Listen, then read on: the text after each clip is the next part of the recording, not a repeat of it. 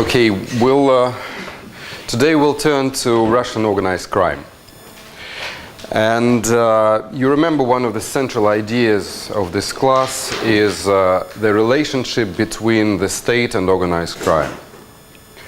We already established that state policies decisively shape the activity of organized crime.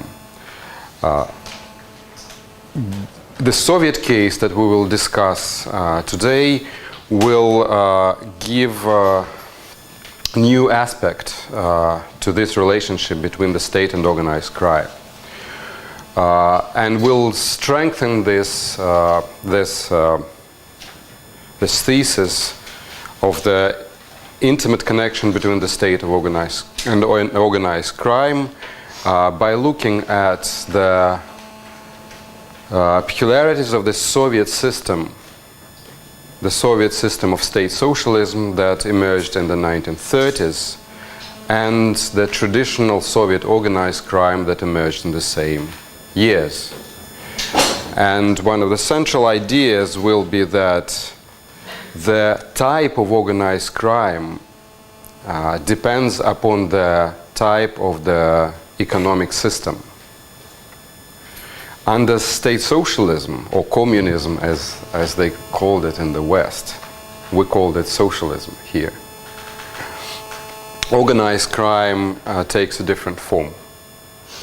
But first, let me remind you of the major aspects, major features of the Soviet system as it emerged in the 1930s. You know the Russian history, the revolution of the 1917, then the new economic policy, some kind of transitional phase where the economic policy was changing constantly, but the decisive transition happened at the very end of the 1920s, from 1928-29 onwards, with the invention of the so-called five-year plans and the policy of industrialization. That's when the Soviet state began to shape the new, very powerful hierarchical bureaucracy. It was based, the Soviet economic system was based on state control over trade and industry. So, in fact, there were two forms of property. One, the state property, which is the state ownership over industrial enterprises, and in the agricultural sector it was called the collective property, коллективная or колхозно-кооперативная. This kolkhoz is the collective farm, which means that the owner of land and of whatever agricultural production and products of this land, the owner is not an individual farmer, but the owner is a collective. The Soviet ideology denied private property as such. The Soviet ideology put collective property and state property it considered it to be a superior form of economic activity. So it didn't admit private property. Instead, there was state property in industrial sector and collective property in agricultural sector. Then this economy was a planned economy, which means that instead of the market determining the proportions of exchange, instead of the market sending through prices signals to producers of how much to produce, where to invest, it was the central bureaucracy called the Central Planning Committee. It's in Moscow.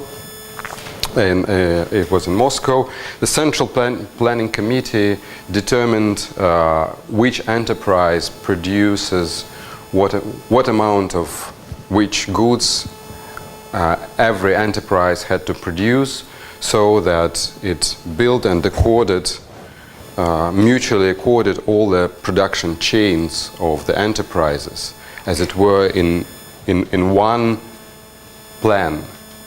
And that was a 5-year plan, which was broken down into 1-year plans, the plans and the tasks for each year. So the resources, all the resources were accounted in a kind of matrix and mutually accorded to each other in one developmental plan. The economy was very labor-intensive. It was the phase of industrialization when the peasant country, and it was over 70% of peasant population, up to 79% of the peasant population in Russia at that time in the 1920s, was bound to become an industrial country, which meant that the major form of labor, of production, should have become the industrial production rather than agricultural production. Which in fact meant that thousands of peasants had to be moved into cities, into new construction sites. So on the one hand, the 1930s was the time when a very powerful Soviet state with a capital in Moscow was created, because in order to run the socialist economy, to manage socialist economy, one had to have a large class of state managers who were in charge of state property. State managers plus those who did the planning, those who did the supplies, and so forth. So the central bureaucracy was very strong. On the other hand, the movement of peasants into towns caused huge disorder. Former peasants, former communal mechanisms of social control no longer worked, as peasants found themselves in the cities. The problem of disorder was immense. I mean, sometimes historians try to overemphasize the Stalinist order. We tend to look at Stalinism as a kind of, perfectly functioning brutal bureaucratic machine, which was not the case. It was suffering from the problem of disorder. Crime was endemic. It was both street crime, theft, violent crime, and therefore the Soviet state had to build up a police force, a huge police force and a penitentiary system in order to address the problem of crime. So the system was administratively managed, as opposed to the free market system. Therefore, for the management of this system, one needed a large police apparatus, which would both oversee the use of the state property,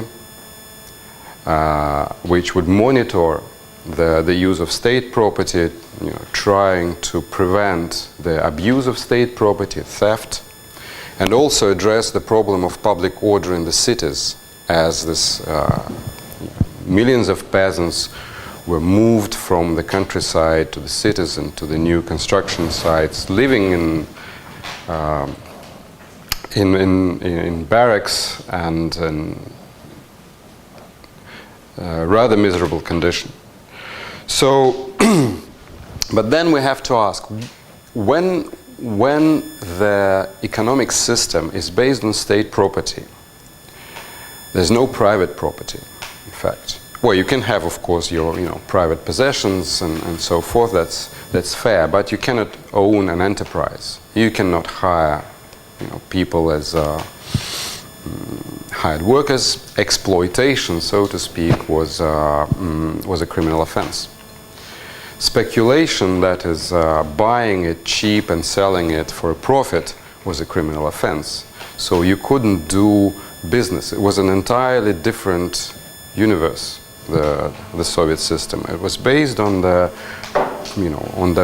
production according to the plan, that everything that was produced belonged to the state, And then from the state, people received their salaries, premiums, benefits like healthcare, education, kind of free trips to summer resorts, all sorts of social welfare. Everything was distributed centrally through the state. So what kind of crime would prevail in this type of environment? Any ideas? Well, logically, it would be theft, because in a way, by nationalizing all the asset, the state steals from all the citizens. It kind of nationalizes, appropriates all the property. And people have all the incentive to steal back from the state, because the state, the collective property, is a kind of nobody's property. So the major type of crime was not extortion, like in, say, in the capitalist market system. It was all sorts of theft, misappropriation of state property, swindling, stealing from the factories. And in order to control this crime, the state had to build the police force. That's why the Soviet system is usually associated with things like Gulag and very large and elaborate network of prisons and camps, which very repressive type of policing, not because of, Stalin being a paranoid, or, there are lots of different explanations to this, like Stalin was a paranoid, or some kind of traditional Russian mentality. No, it functionally follows from the design of the central administrative economic system. It requires enforcement. It requires police supervision. It requires disciplinary supervision of the behavior of managers. So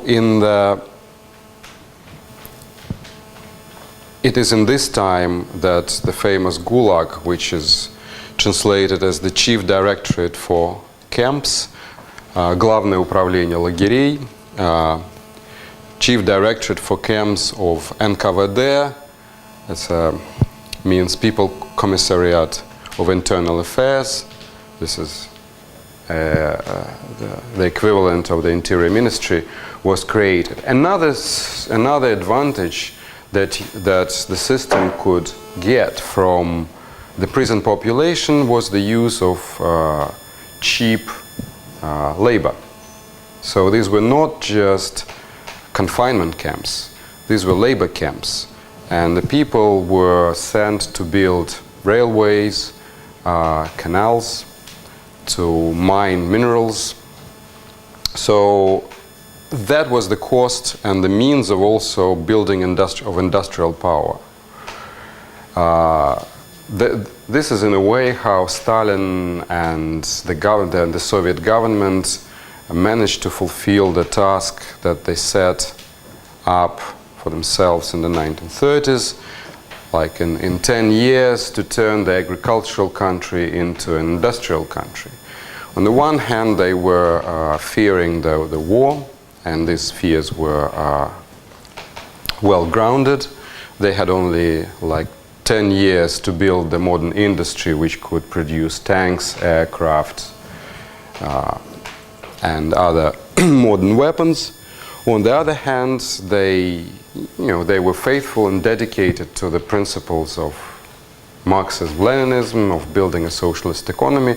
So they wanted to make the communist doctrine, the socialist economic doctrine into reality, to build a real a real economic system based on the socialist principles.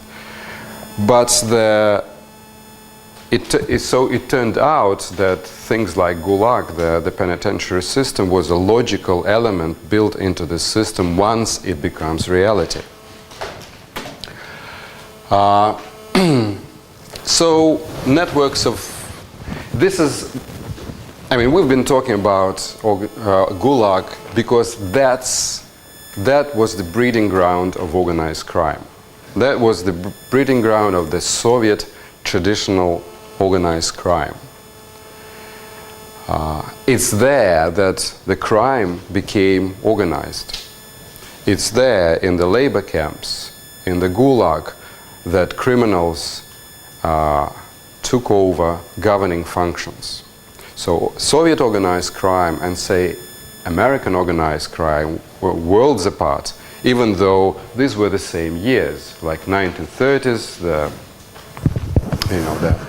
heyday of American urban gangsters on the other side of the ocean. But in the Soviet Union, the 1930s was also the golden age of the traditional organized crime, but its pattern was very different.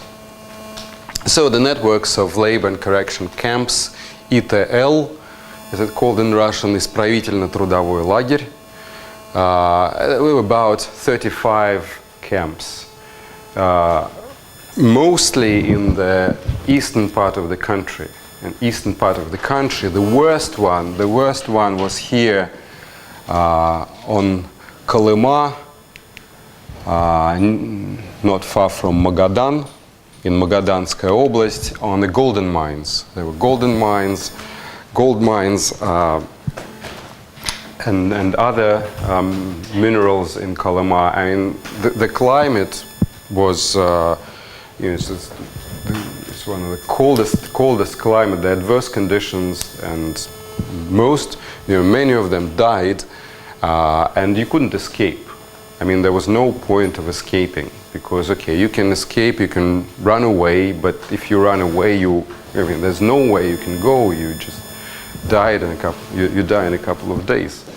So the camps were built in different parts of the country, in the north, in the east, but most of them were somehow linked to certain industries or industrial sites, like building canals or mining certain minerals. So the peak of the Gulag population was in the 1930s, in the end of 1930s, and in the early 50s, before the death of Stalin. According to the archival sources, the population of the Gulag was about 2 million people in penal labor camps. 2.5 was probably the maximum, but the turnover was very high. So new people would be convicted and sent to Gulag. Others will serve their sentence and would return to the cities. So the turnover was very high, and during the times of Stalin, somewhere from 6.5 to 10 million people went through the system. That's according to the archival sources. So it's a high proportion of the population had this experience of being there. So it's there in the Gulag that professional crime took roots and were organized. In fact, the population of Gulag of Russian prison camps included roughly like 3 categories, like the general conventional inmates, those who were convicted for conventional crimes but didn't have any kind of specific intention to become professional criminals. Then the political prisoners, those who were convicted for certain allegedly political crimes. like being in the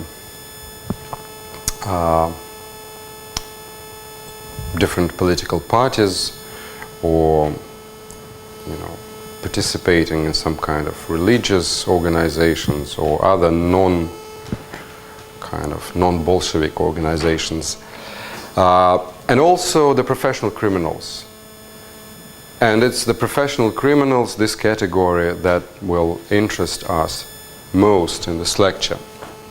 So they refuse to work. This is one of the major distinctive attributes. While the prison camp population generally had to work every day, the professional criminals, they would refuse to work. They would refuse to work. For this, they would be punished. They would be punished, being placed in a kind of solitary confinement cell with particularly harsh conditions. They will endure, they will withstand the punishment, still refuse to work, and with that they would show their attitude to the Soviet, to the communist authorities, and they would assert their own right to, to live a kind of alternative way of life. And this alternative way of life would be professional crime, of course. So they refused to work. Also, they were much better organized than the rest of the prison population, so they claimed to govern prisons and labor camps. So there was some kind of alternative government inside the prison camps.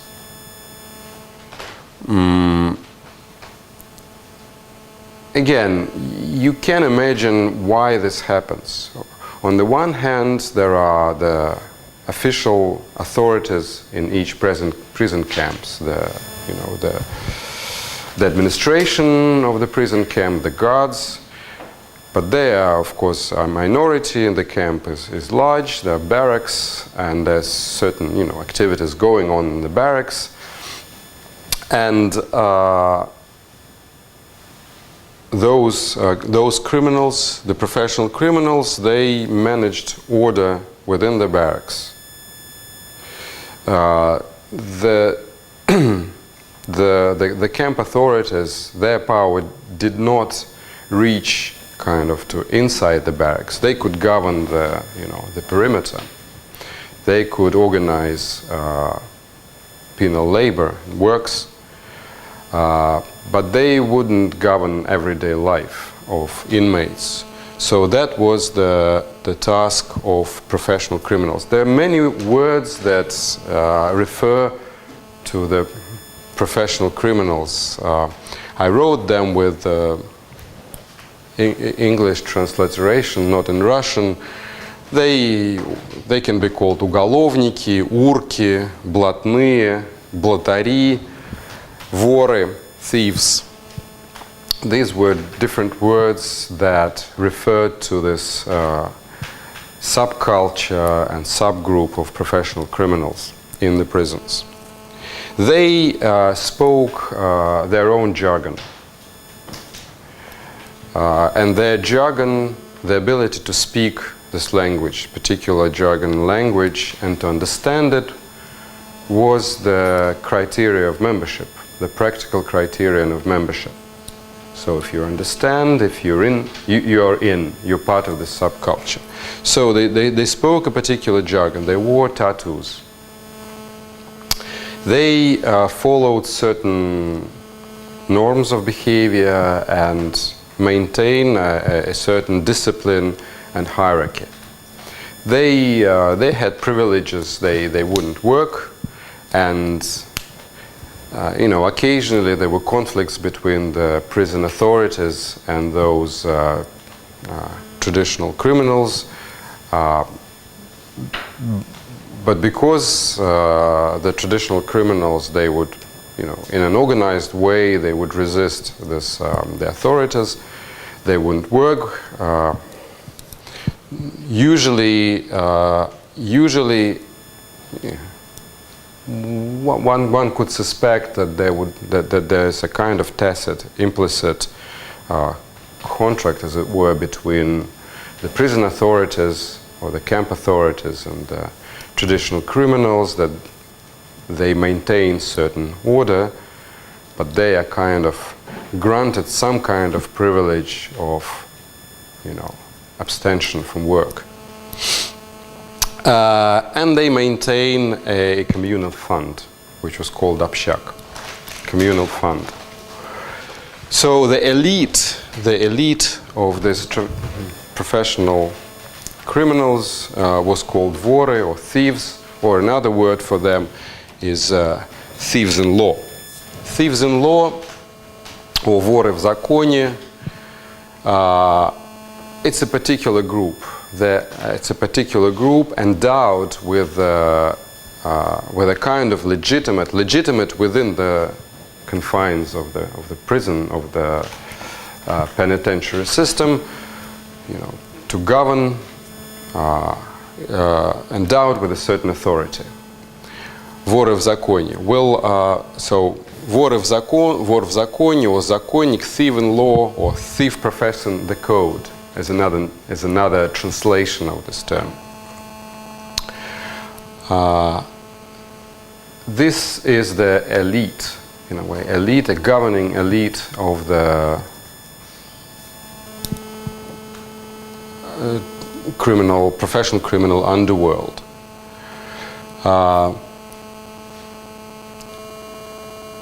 Let's first look at their subculture and discuss that. At the first glance, it's a subculture. So these are people whose body is covered with tattoos, who speak a particular language, who have nicknames.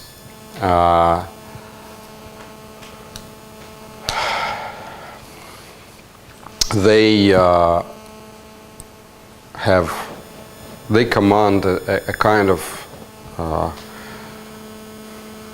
let's say, an organizational structure. They have aides, they have some kind of deputies, and they have their representatives in different prisons.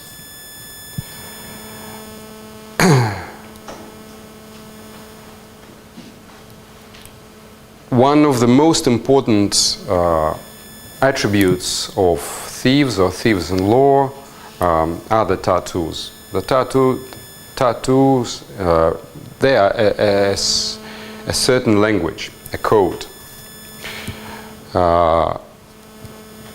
which was not, it's only insiders could understand the meaning of tattoos. The tattoos usually contain the biography and the distinctions in the biography of the bearer of the tattoos. They signify the most important episodes of life, some kind of feats and deeds of the bearer. Therefore, it's a kind of,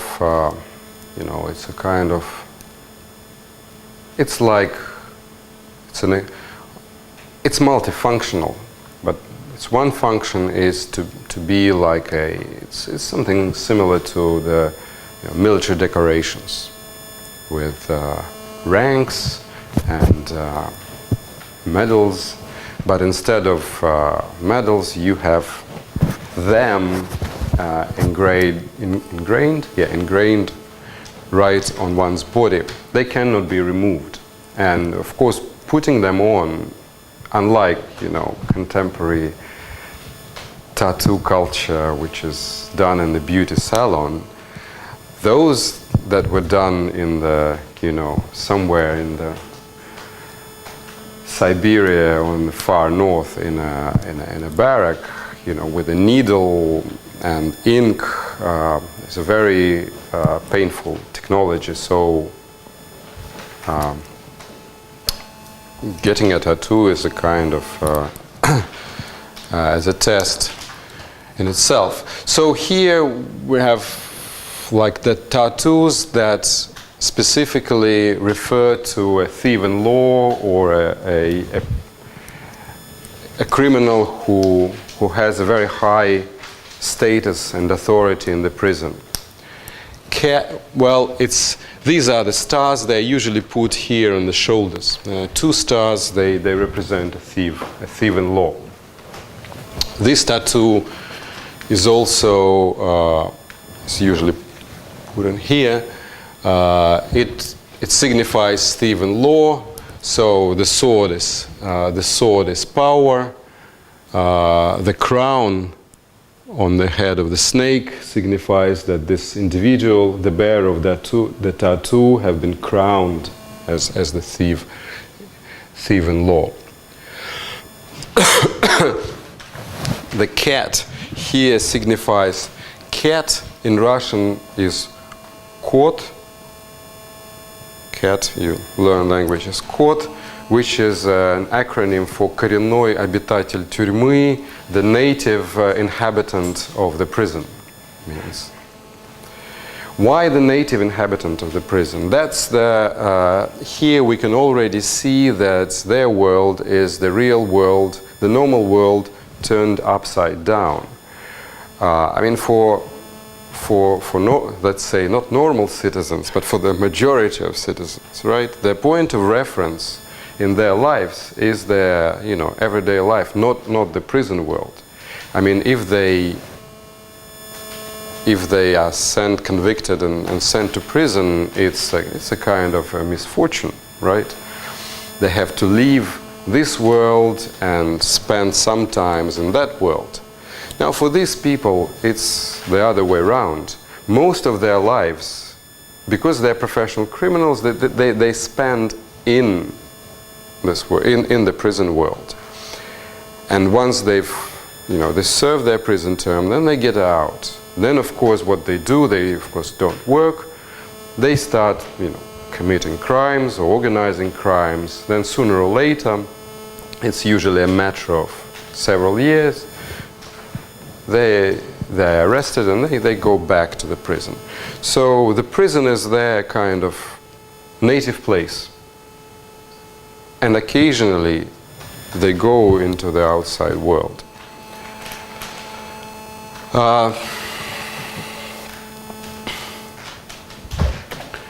little more about tattoos. Really, the culture of tattoos is very distinct in this traditional Soviet criminal underworld.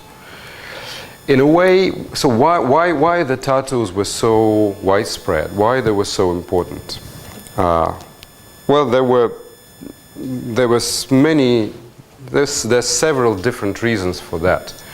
Last year, by the way, in IMARS, we had a student. His name is Eero Wallstad. He's from Finland. He wrote a brilliant MA thesis on criminal tattoos. He's getting a distinction. So he compared. He did an analysis of criminal tattoos and comparing, explaining the functioning of tattoos in the criminal world and then the social world in general, paying particular attention to the traditional Soviet tattoo culture. So why prisoners put on tattoos? Inmates put on tattoos. Several reasons. One reason, for example, is a simple distinction. There's not much way to distinguish yourself. Now look, all of you are dressed differently. You have different colors, you have different, fashions of your dress. You dress differently. There, you don't dress differently. You have the same robe, right? You don't have anything private in the sense through which you can express yourself and your personality. You don't have anything. You don't even have a haircut, because most of them were shaved. So there's not much opportunity for self-expression. And without self-expression, you couldn't, assert your own personality. It's a natural ways of human existence to try to distinguish yourself. So what's left is tattoos, the art of tattoos, through which you decorate your body and thereby you distinguish yourself, you somehow express yourself through tattoos. But it's not, only specific to prison, of course. Then ranking, status. The tattoos, they mark the status of individual. They mark the status of individual with reference to his biography and career. So it's a record. It's a CV in a way. It's an equivalent of the modern CV. So this is the CV, right? So please send us your CV.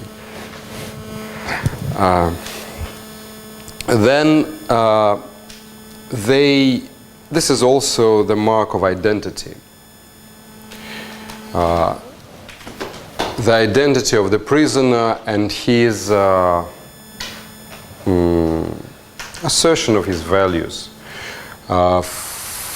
For example, many tattoos, it's like this one. It's not only a cat, but the cat who shows teeth, showing animals showing teeth. A skull, right, is a very widespread type of tattoos that communicates rejection of official authorities, of the Soviet authorities, rejection of their command. Because in order to assert their own power, they had to, set themselves apart from the power of prison authorities, and they can achieve that through rejecting their commands. So that was expressed in numerous ways in the tattoo language.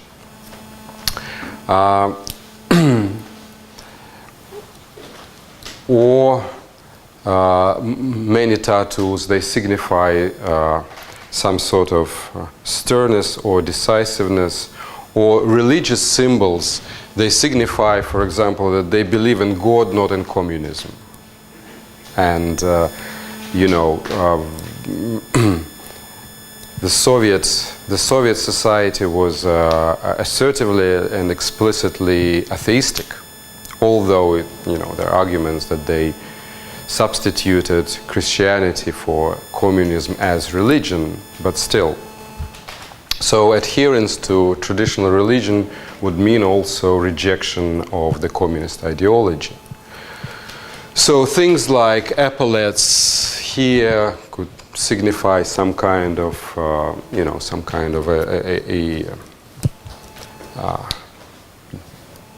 achievements or distinction, maybe killing someone in the prison. The tattoos, there are rules of wearing tattoos. Certain tattoos can be put on certain parts of the body. The number of cupolas or domes on the cathedral, they signify the number of years spent in the prison. That's so 1, 2, 3, 4, 5, 6, 7, 8, I think. 8 in this case, right? So 8 in this case of this guy. So this on the finger tattoos, this signifies the robbery. This, I think, with the crown, it signifies that this he was convicted for robbery. This signifies that he was crowned as the thief in law. This signifies that I will never shake hands with a policeman or meant the representative of the Soviet power.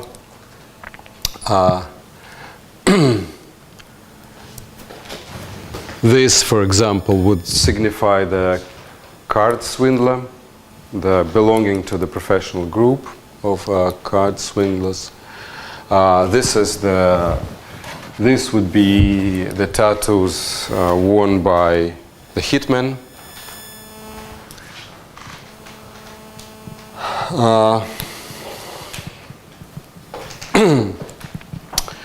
What else?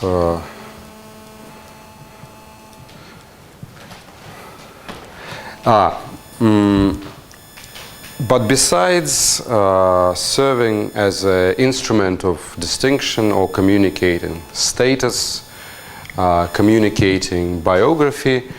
The tattoos also function as a kind of device that, of course, integrates you into the prison society and prevents your reintegration in the normal society. Because, you know, when you engraved the idea of loyalty and, you know, of belonging to the criminal society onto your body, and it's visible and it's very intimate, because nothing is more intimate than something which is written directly on your body. You cannot take it off. So then it's a kind of social mechanism that reproduces loyalty to the criminal society, prevents you from leaving it and joining the, so to speak, normal society, because normal society then will not accept people with, you know, looking like this. Well, that's just another picture of a more recent one, but it also, you see, signifies, well, these are the kind of stars that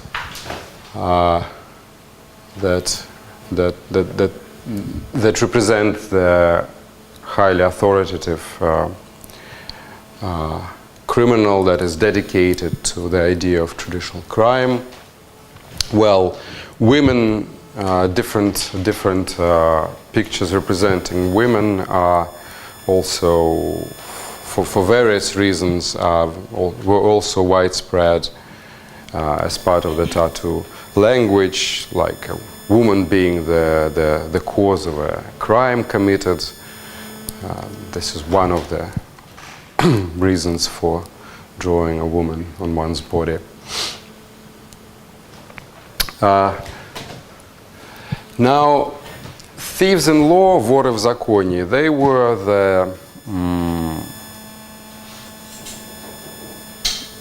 the governing authorities, the elite of this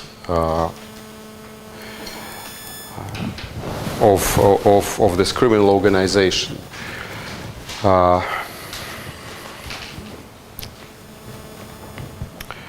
It's worth looking at them in more detail, because they embody all the principles and the values of this organized criminal system. Now, how does one become a thief in law? What does one need to achieve the status of the thief in law? It's like, you know, it's like in that world, in some way, it somehow mirrors also the normal world, the world of the state. There's some kind of biography, a career, a CV, which is, you know, looked at when a person is promoted, right? They look at your record. They also look at his record. But they, of course, value different things. The one who becomes the thief in law, I mean, I'm talking about this traditional criminal subculture, 1930s and 50s. He had to start his criminal career early enough to show early signs of kind of predisposition or being, you know, selected for this criminal career of professional fitness, in a way. As a matter of fact, in the 1930s, there were very many orphans, because again, you know, after the revolution and social disorder and the crisis of the family, industrialization in general, lack of social control, there were many orphans who just, you know, lived on the street, and they, of course, were engaged in crime. They didn't have their parents. They didn't have parents, so they started committing crimes very early, and many professional criminals, they didn't have a proper family. They were brought up in orphanages, so they would start their criminal career early and get their first prison sentence in, you know, 10, 12 years. So in general, the value of prison record was very high, which is directly the opposite of the evaluation in the normal society. If you have many prison records, you don't have a chance for a proper career in normal life. There, the more prison records you have, the better your chances to make a career in the professional crime there. So you have to have many prison terms. But different crimes have different value or different status. Rape, for example, is not very respectable type of crime.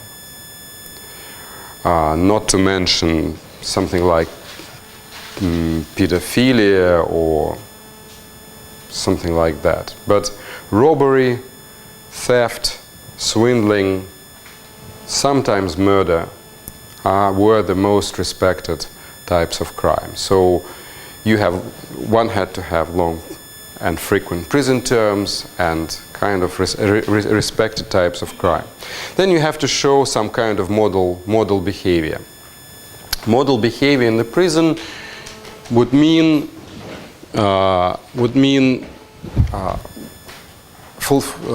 sticking to these norms.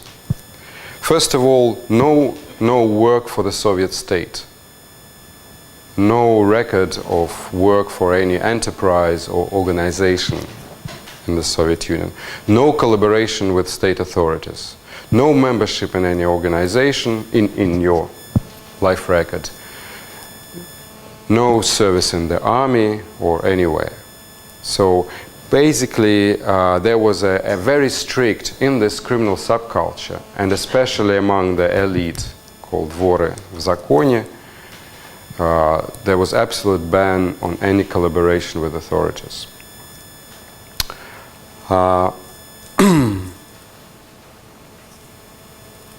No family and no other loyalties, because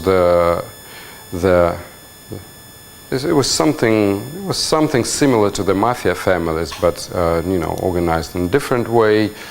The supreme loyalty, the supreme family for professional criminal, for thief in law, would be the prison brotherhood. And one of the frequent slogans or mottos, principles, also accompanying criminal tattoos, is, for example, «Не забуду мать родную», will never forget my native mother, or the prison is my семья, тюрьма дом родной, the prison is my native home. In fact, they didn't refer to the family in the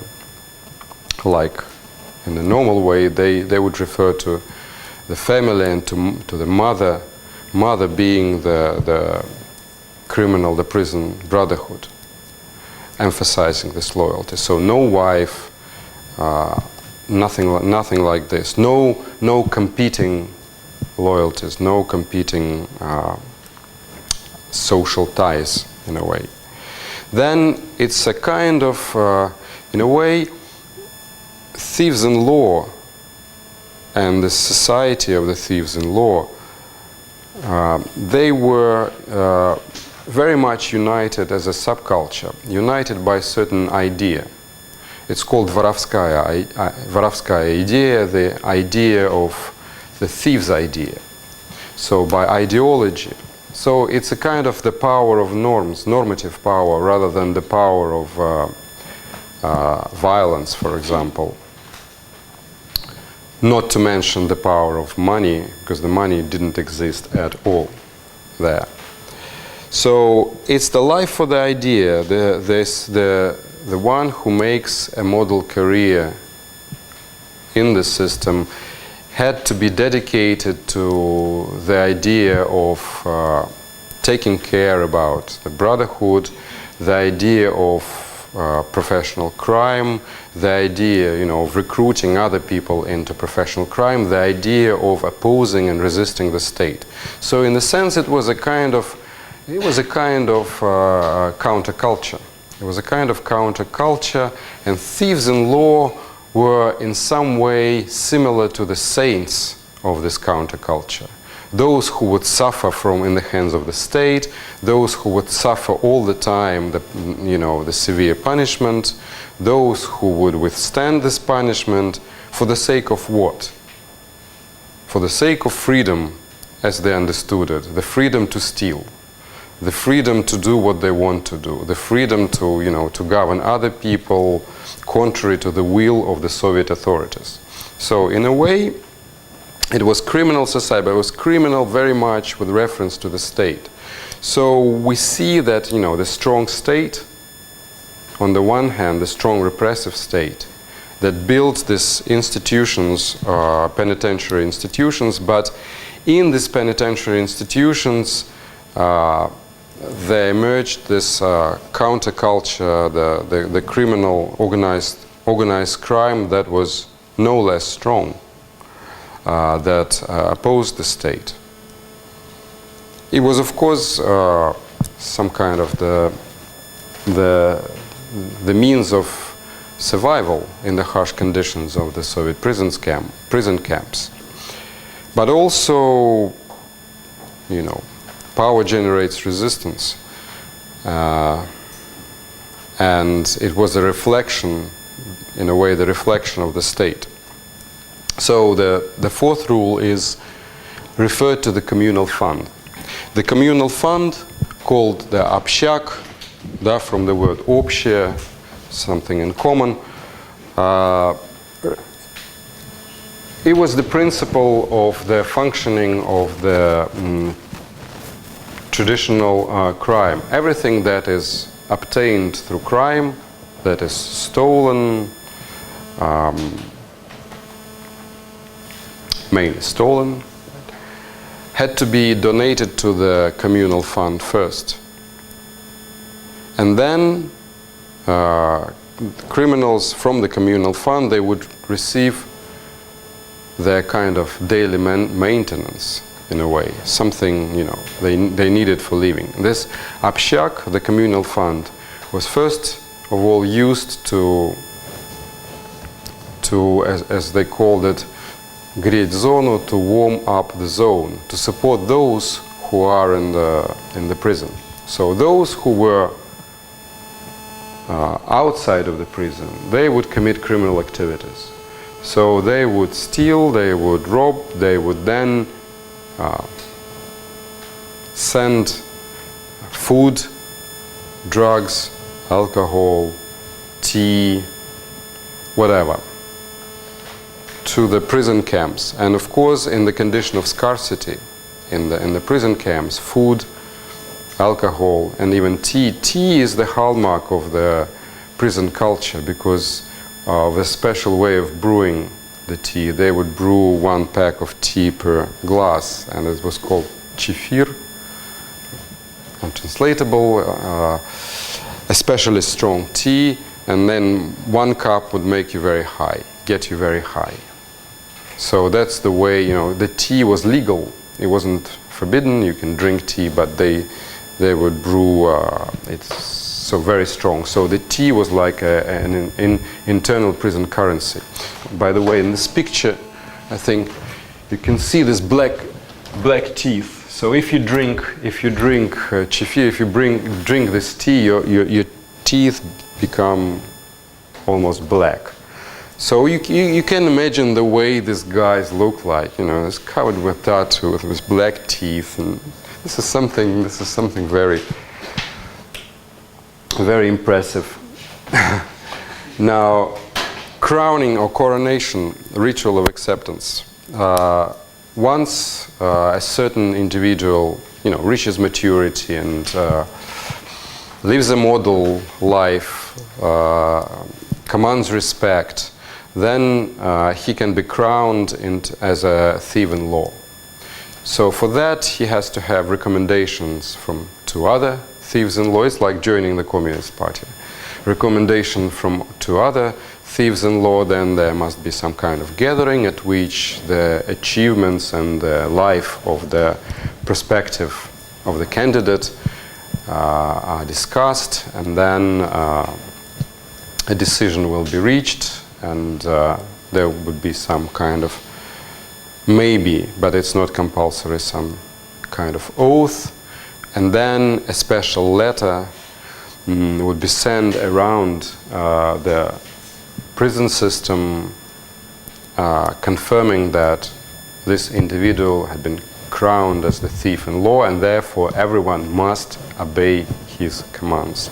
So disobedience was punished by death.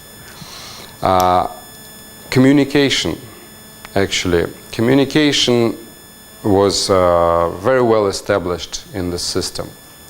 Because there was lots of human trafficking, the circulation of people through this prison system, you know, the inmates, they would write special letters with you know, decision of some criminal authorities, decision of some prison gathering in a certain prison about some common affairs, information about who has been crowned as the thief-in-law, information about, for example, the misbehavior of a certain individual or betrayal, and therefore whoever meets this individual must kill him.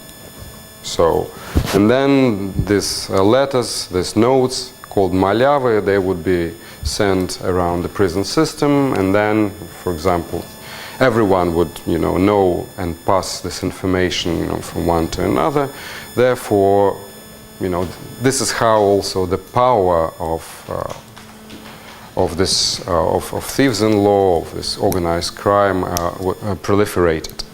Something more about thieves-in-law. Again, we must understand why did they came into existence and why they were the way they were. In a way, you know, when we look thieves-in-law, we can ask why such a label, воры в законе. And it immediately refers to their main function, adjudication. Thieves-in-law means thief professing the code, or it's a kind of lawyer. Sometimes they were also referred as законник, lawyers. They were kind of lawyers. They were the judges in the system. That means they had to settle disputes, they had to make decisions over conflicts, and they would set rules of behavior, they would control, they enforce these rules. These rules were referred to as понятия, or the notions. This was a kind of common law, the prison common law. There was nothing mystical about that. Понятия or notions, these were rules of how to behave in the prison. How to, first of all, they would refer to professional criminals. This, you know, the major principles are this: no collaboration with authorities, no family, you have to dedicate your life to the idea of freedom of theft, no stealing from общак, because общак, the communal fund, goes to support those who are in the prison. Also some kind of justice, but this justice was not based on the written code. It was based on the kind of inbuilt sense of justice. You know, it's like any common law or traditional law. It's based on the combination of tradition and appeal to some kind of internal idea of justice. And it rested on the skill of the judge, not on the written norms that are somehow related to somebody's behavior, but the skill and the art of interpretation of law, of passing the judgment. And the supreme judges were thieves-in-law. That's why they're called in such a way. Then they served as a kind of legends and role models. You know, the decision they make, the kind of mythology of their crimes committed, their kind of dedication, their relations with authorities, I mean their conflict with authorities. But also their main function was, as we call it, governance. And the governance was done through gatherings and collective decisions. At the gathering they would decide, you know, many things of how to manage the communal fund, they would pass judgment on the behavior of certain, you know, other members of the community, pass the sentence, they would discuss some conflicts. For example, there was this episode during the Second World War. Maybe there was a very clever move on the part of the Soviet state. So it was the Second World War, which in the Soviet Union is called the Great Patriotic War. So the professional criminals in the prisons, they were given a dilemma. You can either remain in the prison or you can be released temporarily if you want to go to the front, to the war, if you want to participate in the combat. So each could decide for oneself. So on the one hand, it's a kind of it's an appealing idea to go and to fight. It's somehow, you know, correspondent with the temperament maybe of many of them, and also war, some kind of in the vision of a group like this is some kind of a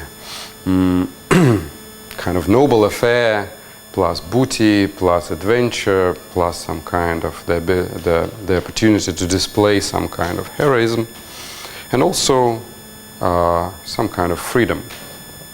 So part of them actually agreed and went to the front. Others stayed. So when then the war ended, they had to return to the prison. But then they returned to the prison, and those who stayed, they said, you collaborated with the authorities. You fought for the communists. You fought for Stalin. Therefore, you are bitches, suki. Therefore, you are traitors. Therefore, we will kill you. But it was not so easy, because they went through the war. They also had their kind of solidarity. So after the war, there was an episode called the Bitches' War, Сучья война, a conflict within the criminal brotherhood. And they exterminated one another over several years. So there were lots of gatherings discussing, you know, what should we do, whether, you know, should we tolerate them, should we forgive them, should we not consider it a misbehavior, a violation of the code or not. So in the end, this war, this Bitches' War, weakened the professional criminal brotherhood, the whole organization, to a huge degree. The management of the communal fund. This was also the task of the thieves-in-law. Again, the function of communal fund is very well understood. You're not afraid to go to the prison. You're not afraid of the prison sentence, because you know that your comrades will take care of you. They will send you, you know, whatever you need, because there's a communal fund to support those who are in the prison. Thieves-in-law were the supreme managers of the communal fund. Now, one video, this video that I will show you first is this is the video about a thief-in-law in the Far East, here in Khabarovsk and Komsomolsk-на-Амуре. in the Khabarovsky Krai. It was filmed in the, I think, in the 1990s.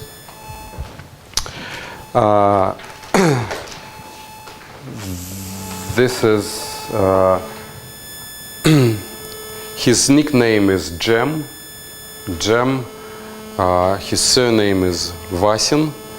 He died in 2001 in the prison, allegedly from heart attack as a result of a drug overdose. He was the leading criminal authority of the Far East. He was like in the 1990s. He was a competing governing authority in the city of Komsomolsk-na-Amur. He even had his representatives at schools, for example. If there's a conflict at school, you can go to the director of the school, but you can also go to a special representative of the thief-in-law. So there's just amateur video shot by the criminals themselves at their party, where Jem, Yevgeny Vasin, he gives a speech where he says that, I'm the boss, I determine the law here, all the judges obey my orders, and so forth. Just to give you the sense, the image of this.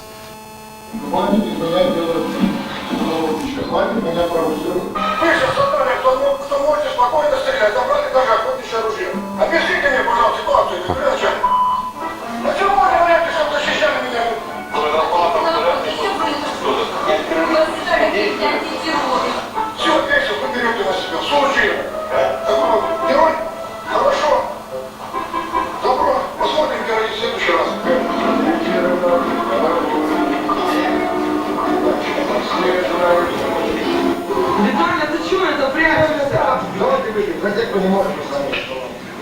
Заслышку рассказа нашего обязательно. За япончика, за бойца, Сережку, за всех, за Тимура.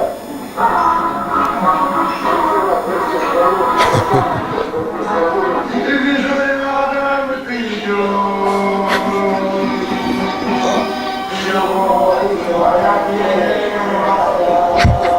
Я скажу, за кого будет правильно. Судьи наши, все схваченное, говорят, прикажем судье, говорит, на нас молиться будет.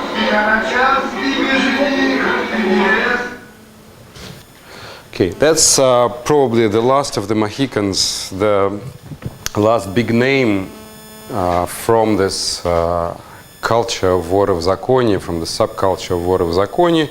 His name is Vyacheslav Ivankov, nickname Yaponchik, the little Japanese. He started his criminal career back in the early 1970s in a gang of robbers, for which he got his first sentence. Also practicing extortion in the Soviet kind of shadow economy. That's also one of the new. That's where the Soviet criminal. The Soviet organized crime continued and expanded its activity, after the Second World War in the 70s and 80s, with the emergence of the shadow economy, like again the gambling and antiquarian dealership, then kind of unaccounted production of goods, unaccounted by the state, kind of quasi-private production of goods. So in this shadow sphere,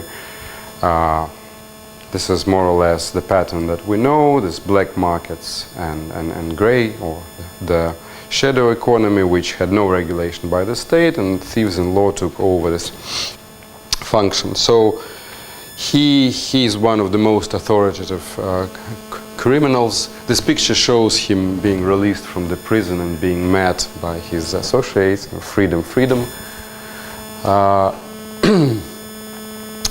Then he was sentenced in the 1990s in the United States for extortion. He was in the United States, and there was some kind of conflicts between Russian businessmen who resided in the United States. He went to settle these conflicts and to extort money from some of them. Well, that guy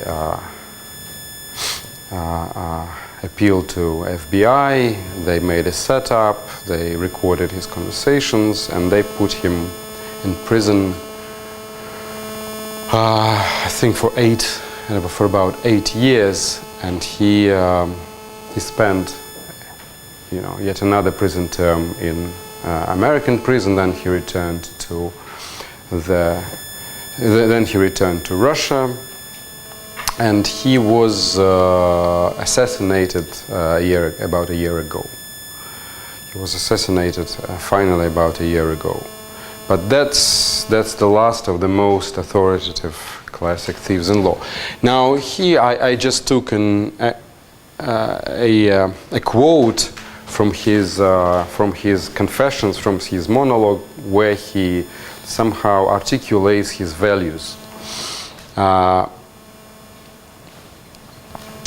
Roughly translated, he says, I hate luxury. I don't need riches, diamonds, private jets, yachts, and other bullshit. I wage a kind of semi-Spartan, meaning ascetic way of life. I can have anything what I need, but I repeat, I don't really need anything. I have alternative values. I have spiritual values. I tolerated too much in my life. For me, the dawn is more valuable than $1 billion. The dawn of the dawn of the day is more valuable than $1 billion. I will somehow, how to translate, Chris Buleznik, eat the stone and feel myself a man of honor in a way, than eat oysters in Champagne and feel myself complete shit. That's more or less the statement of values. I think this is. Одним из самых охраняемых мест в Москве сегодня стало Ваганьковское кладбище. Там проходит похороны криминального авторитета Вячеслава Иванькова, более известного как Япончик. Он был расстрелян киллером в конце июля. Ряд сложнейших операций ни к чему не привел. All the Moscow elite was present on his funeral. Журналистов сейчас не пускают крепким мужчинам в штатском, поясняют, что семья покойного не хочет освещения похорон в СМИ. Пришедшие попрощаться с Иваньковым приносят венки с красноречивыми надписями от братвы. В большом количестве такие венки наш корреспондент обнаружил у стен храма, где отпевали Япончика. Сотрудников правоохранительных органов на кладбище сегодня очень много. На предмет возможного минирования осмотрел территорию инженерно-саперный отдел ГУВД. Just the message basically is that his death was a kind of federal event. All the channels were reporting on his funeral. That was something that, a news item that, judging by its extensive reflection in the press, was, for some reason valuable for the whole country. It was paradoxical.